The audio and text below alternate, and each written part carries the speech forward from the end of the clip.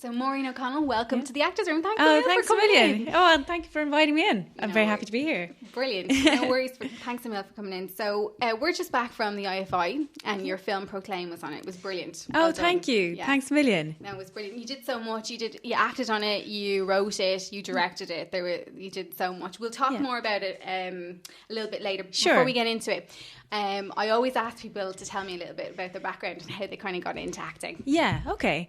Well, how did I start? Let me think. I think, well, it basically began when I lived in Wicklow down in the sticks. And so I was very bored and I started to make films with my dad's VHS camera. Oh, right, and I acted in them and I was like, did like shot fairy tales, and I was playing Snow White and whatever, all those things. So I really enjoyed that. And then I demanded to go to some type of, drama school when I was a kid. So I went to drama school when I was like 12 or something. Okay. What was that? That was in Dublin, was it? Or yeah, we moved back to Dublin then. Okay. So, so I did speech and drama I think it was in Fox Rock with Pamela Hughes. And she was great, and we went to feshes, so just competitions, and you do like monologue or a scene, and I won a couple of prizes there, whatever. And then after that, I think the parents didn't want me to do it. Right. Yeah. They never do. They never ever do. So yeah. And so then I did apply to get into the Gaiety School of Acting, and I was rejected twice in a row. So that was really difficult. And then so I went to Ballyfermot College and I got a diploma in film production. Mm-hmm.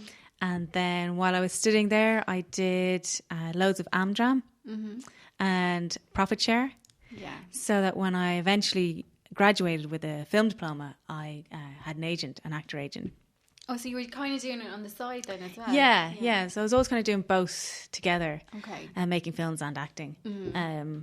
And so then I did about 3 years professional acting work in Dublin, where I did just mainly theatre, which is great. I did like Wuthering Heights and Trojan Women and The really Importance of strong, Being Earnest. cool ones, Yeah. And do you find theatre really helps you now, like throughout all your acting, including screen work and stuff? Or yeah, definitely. After I finished those 3 years, I went to RADA then in England, so I did 3 years there then. Wow. I think I personally think the best actors are the ones who are theatre actors and who are you don't have to be necessarily trained, you don't have to be, but I think if you've been on the stage a lot, it helps both for film acting and obviously for theatre acting as well. Yeah. And you said you went to RADA. What was the training like in RADA? What did you think about them as an? Yeah, it's brilliant, very very thorough, and it's great to just be kind of acting for 3 years, non-stop, and very intense. You're not allowed to get away with anything. Really? Yeah. It's kind of good because you're kind of held accountable then. You exactly. Yeah. So, are you guys allowed to audition while you're in? No. Not when you're full time. It's. No, yeah, that's one of the things. I think RAD is like the only school in comparison, like, to the other ones that are there. There's like Lambda, there's Drama Centre and Guildhall, and all of them, they do audition in third year. I think sometimes even in second year they let their students out. But RADA says in third year you're not allowed to go out and audition until I think April or May of the third year. So I mean, I think in one way it's great because it keeps you focused on the course, and then another way, lots of people missed opportunities because people came knocking and said, "Oh, I want to see this actor," and they weren't allowed to audition. No. Yeah. I know. I suppose it's like there's obviously method in the madness, though, and I would imagine then you're so anxious to kind of get going, then you have a fire in your belly by the time you're done. Yeah. I think it's good from their point of view. Definitely. I'd probably agree with them if I was a teacher there. You wouldn't want anybody missing your classes. If you Sure. So then you were obviously over in the UK and then you came home. Why did you decide to kind of come home as opposed to stay? Well, I'd done a few plays and stuff in London and a TV gig as well. But I really wanted to then make films. Yeah. So I was always writing all of the time. And it's very difficult to make films in London if you have no money. I know. Yeah. So difficult. It's crazy. Crazy, isn't it? It's so hard. Yeah. I mean, it's hard in Dublin, but it's much easier in Dublin in comparison to London because, well, I think it's quite controversial, but I think London, like, they have a proper film industry. Yeah. So all the talented people get sucked up into the industry and expect to be paid, obviously. Yeah. But in Dublin, like, I think we have like a film scene. Yeah. It's becoming kind of, they're trying to make it an industry, I think. But there's loads of talented people on the ground who are not working every day. They're not jobbing. But they want to do something. Yeah. So you're kind of like, well, do you want to work on this for free? And if they like the script, they say yeah. So then you've got a really talented cinematographer working with you, you know? Yeah.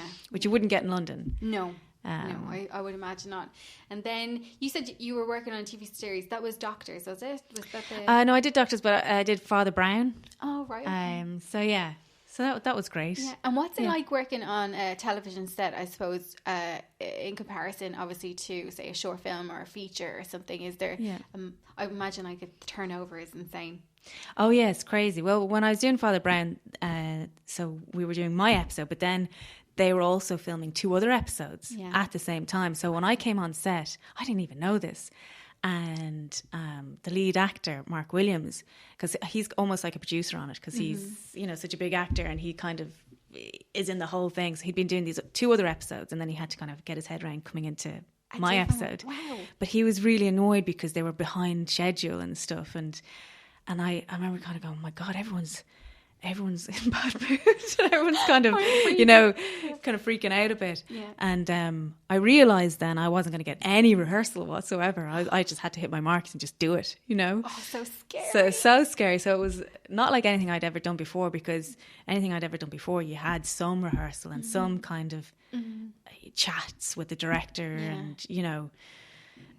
But I was no, I don't want to annoy anyone, so I'm just going to get on with this. Go with it. Yeah, exactly. And had you met the acters before, or have you? No, that was the first time. That was the first time I met him on set. Oh my and he was in a bad mood. I was terrified. That was terrible. He's really nice though. He's such a nice guy, and very earthy, and actually very, very helpful as well.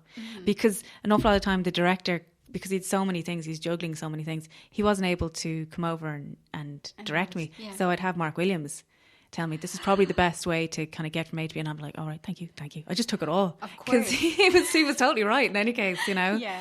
So, it was brilliant. So you did, wow, that sounds amazing. And then you obviously came home. So you decided, listen, I'm going to start writing.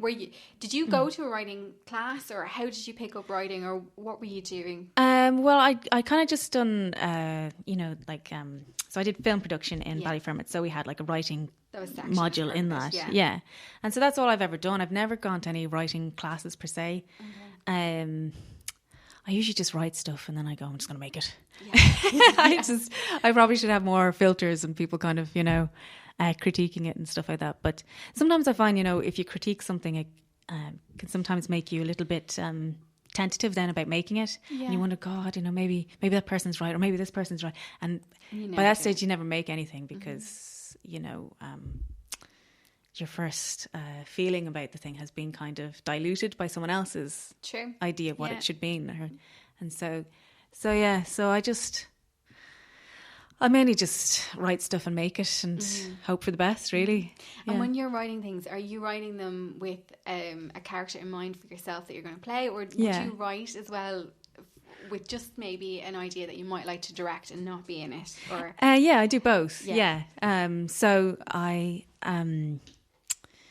what did I do? So I have like a screenplay about, you know, actually 2 of them that I do want to play the parts in, but then I have several screenplays, like feature ones that I'm not in at all. Like, you know, it's not a part for me. You know, with Proclaim, my short film, obviously, I had auditioned people for the part of Nell Sullivan, which is my granny in the film, but I just thought, it's my granny. I'm playing her. Yeah, it's only a cameo in any case, you know.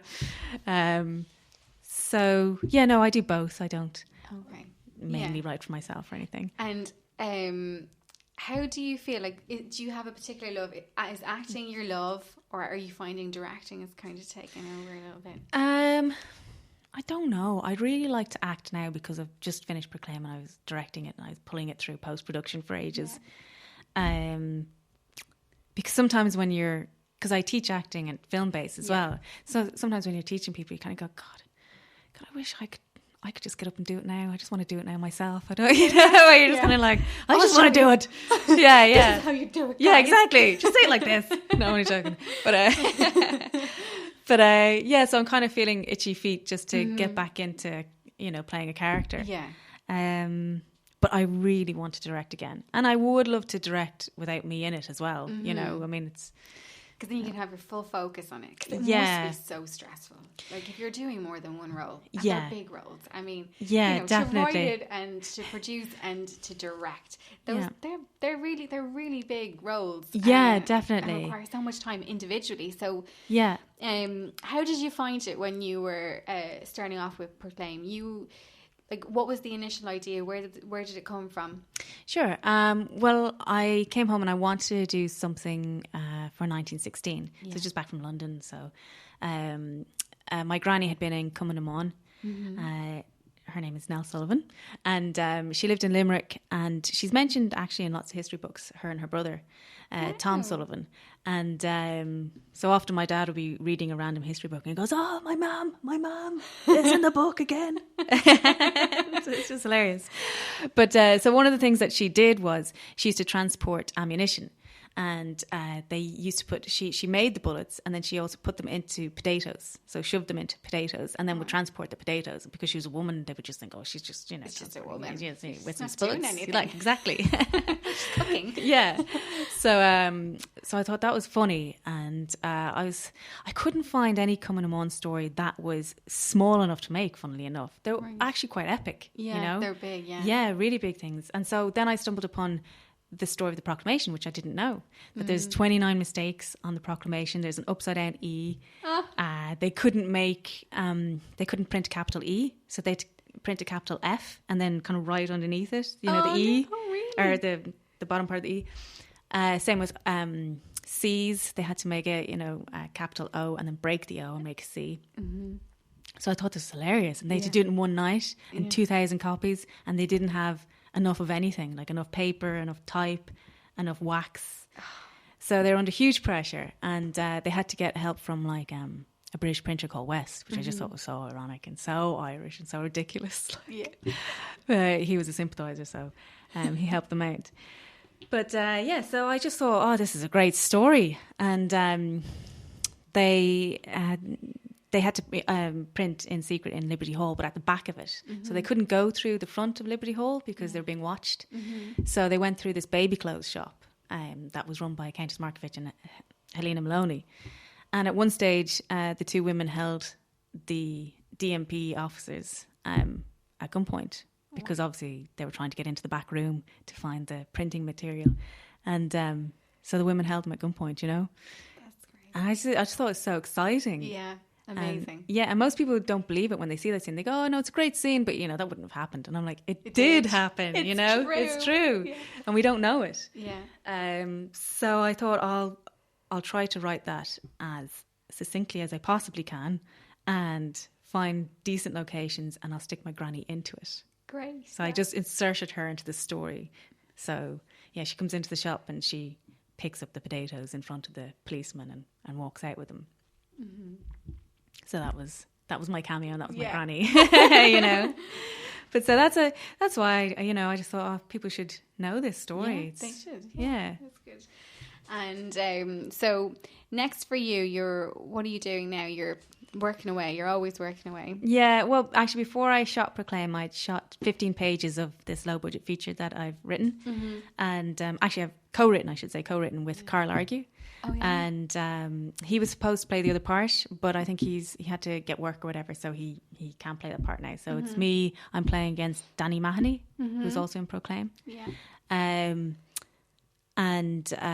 So I shot 15 pages of it already. It was just in my sitting room, so that was fine. I didn't have to move, so it was grand. I could get loads done, And so we're shooting now on Saturday. We're doing a cafe scene, just conversation between me and Danny. And we're just two down and out actors, so it's a little bit like with Niamh and I, tiny bit, And both completely bullshitting each other and telling each other that our lives are great and that the audition that went really, really badly went really, really well. Okay. We're like, it's amazing. Went amazing. Yeah. How do yours goes? Oh, it's amazing. Yeah, I think I'll get it. Oh, do you? Yeah. Okay. Well, that would be good for you if you got it. Totally hoping the other person doesn't get it, Yeah. I mean, it's just typical of actors. So I was trying to get that across, Mm-hmm. And they're both like in a cafe, and they have these coffee cups, but they're both drinking tap water because they can't afford like a coffee. It's just. And then, anyway, to get away from Dublin because it's driving them crazy, they both leg it down the country to go camping. Yeah. And then stuff goes wrong, and it's just freaks. Yeah, exactly. It sounds fun. I'll be really looking forward to see that now. You're definitely an actor then that goes out and makes work for herself. Oh yeah, definitely. That would be full on advice that you would give actors listening? Oh yeah. I mean, like.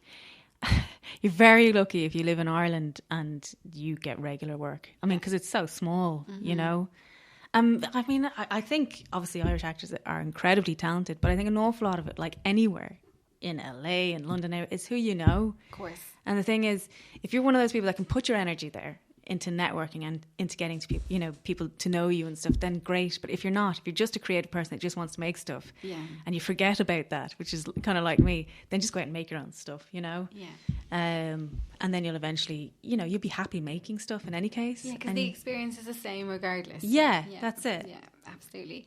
You did a crowdfunding scheme though. I did, yes. Fame. What was that like? That was my first one actually, it was a bit crazy. So I'd shot the film, and then I just wanted to do, polish the sound and get a grade on it. Mm-hmm. So I did an Indiegogo campaign that was 15 days long. Just bananas when you think about it. And I was asking for €2,000. So that's €1,000 a week, essentially, because it's kind of 2 weeks, 15 days. And I thought, I won't get this, but I might get like €500 or something, Mm-hmm. I ended up making €2,836 or something. Wow. So, So I was kind of bowled over by that and people's generosity and stuff. Because, as I say, I don't think I'm a person that kind of networks very well or kind of, that type of thing. Mm-hmm. But then I kind of realised that because I've been making my own stuff and, for years, and actually knew loads of people. So in a way I'd accidentally networked, that way. Yeah. I'd just gone and done my own thing, kept myself happy. And because of that, people get to know you and, and then they want to help you out then as well. So that was really lovely. Yeah. Really lovely. So I think that's a really good point when people are listening, because I think there's a lot of people that feel really anxious about the whole word networking. I'm always talking about it all the time. I just hate it. Yeah. And ultimately, like, what does it mean? It probably just means, being friendly and talking to people. Yeah, I know. And when we say it like that, then we're totally able to do it. Yeah, but exactly. When you say networking, it just has a different feeling. Yeah, it does. It has like a ruthlessness attached to it or something. And you're like, oh my God. Get out there and get what you want. Just use people and you like, abuse them. You're like, no, I can't do it. I can't do it. I can't do it. Yeah. Have you any advice for actors starting off, or what would you have loved to know, say, 10 years ago? Oh God, 10 years. I don't. I think definitely make your own stuff. Mm-hmm. Stay true to yourself. That sounds really hammy, but it is kind of true. Yeah. What would I have said to myself? I think just be more confident, because I have a tendency to kind of be shy and be very self-critical as well. Mm-hmm. I think just go easier on yourself, because it's really hard, and it's basically down to luck. Yeah. So you could beat yourself up for not getting an audition that it probably went really well, but having directed now, I know it's not really to do with having a great audition. Mm-hmm. It's to do with, are they right for the part and stuff. So, if you don't get it, don't beat yourself up. I used to kind of cry and be so upset afterwards. And now I'm kind of going, God, I'm such an idiot. Yeah. Mm-hmm. Try to let it go, I suppose, if you don't get stuff, and just keep going. Yeah. You've actually touched on a really interesting point, because you're obviously auditioning people for the role. Yeah. As opposed to auditioning yourself. What was that like? What did you notice with actors coming into rooms and stuff? Oh yeah, well I suppose definitely always be positive when you come in. Always have a big smile. Always say you love the script. Never kind of go, yeah, I didn't really understand this back because you should figure it out before you get in there, you know? Yeah. And the thing is, I've made those mistakes going in. So now I realise, God, what was I thinking? Yeah. Why was I going in, you know, saying this stuff? Because it comes across so negative, you know, and you might not mean it like that. But, like, I mean, there was an actor on this. I remember when he first came in and I cast him. I ended up casting him. But that's because I'm an actor and I kind of know where he was coming from. And he was kind of just nervous. And he kind of said, I said, so do you like the script? He goes, yeah. Well, I like this scene. And then he just stopped, and me and the other guy, because I had someone helping me, we just kind of nodded our heads and just looked at each other. I was like, okay, so shall we read the script? You know, it was just, so you only liked that scene, did you? And he didn't. He liked the whole thing. He's just nervous. Yeah. And it just came out like that. So it kind of comes off as a defensiveness, you know, and now I know he loves it and stuff. But I got him to do a good read or whatever, you know, and got him to relax and stuff. And I was like, no, there's a good actor under there and, you know, nice person. They've just kind of screwed up the audition a little bit. Yeah, so big smile, go in, read the script, know everything. Yeah. Just be really positive. Just be really positive. Yeah. And to know ultimately it's just about the right person. Yeah, exactly. Yeah. That's really interesting. I'd say there's a lot of people kind of going, oh, but I didn't get this, and I saw somebody casting it and they look exactly like me and I could have done it. You know? God, it's not just to do with how you look, it's something to do with energy. Like it's, because in a way you kind of want to cast the person who is closest to the part, if not the part. You know that way. So the guy who plays Connolly in Proclaim, there was something about him that was really gentle, simultaneously really gentle, and then really I could get him to be kind of quite gruff. Because I was talking to him on set going, now you have to be really gruff and really gentle, okay? And I was like, because this is one of the biggest socialists of our time. That means he loves people, right? He's like, yeah, okay. I said, because I was trying to get the balance right, because sometimes he'd be too gruff and sometimes, you know, be too gentle. And I was like, I want both. But I remember in the audition seeing that from him. And so it was a very special kind of a quality and a kind of special personality. And other people that came in just didn't have that. But they were very good actors. Yeah. But it comes across on screen great, you know. So I was delighted with his performance. And what's your go-to, I suppose, as an actor?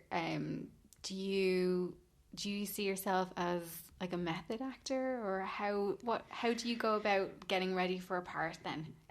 Well, I wouldn't call myself method, but I would definitely like write a backstory.